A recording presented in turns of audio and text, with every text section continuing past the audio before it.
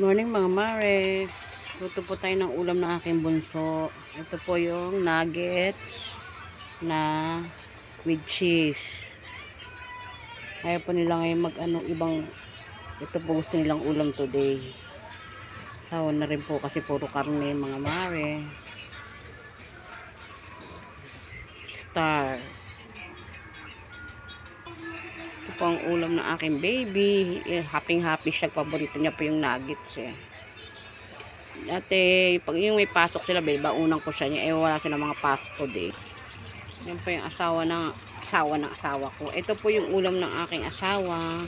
Ito po ang gusto niya. Nag-crave po siya sa langgonisa na dila. Mga Mars.